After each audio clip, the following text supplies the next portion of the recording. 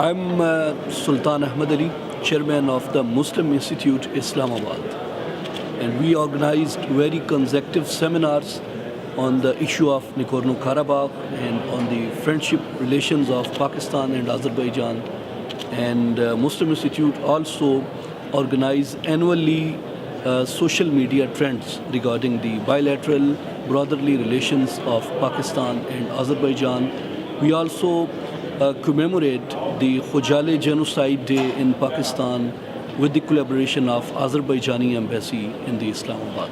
I think there is one ancient saying, and I will try to translate it to English, and that is falcons fly with falcons and crow fly with crows.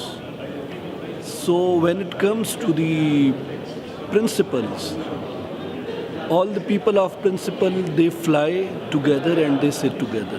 And when it comes to brutality, all the brutal powers, they unite and they come together.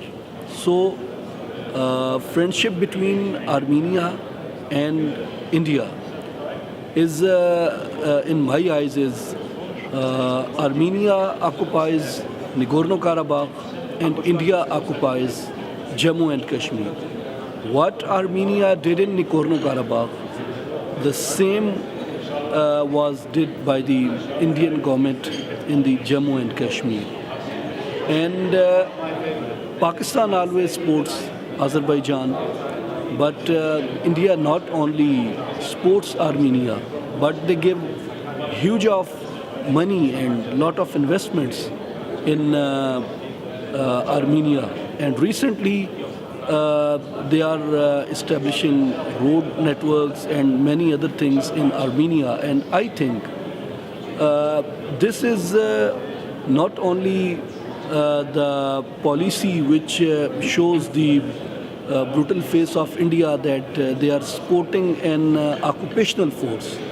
What I think it is that according to all the international treaties, all the international declarations and all the international resolutions in international forums, people are supposed to support the suppressed.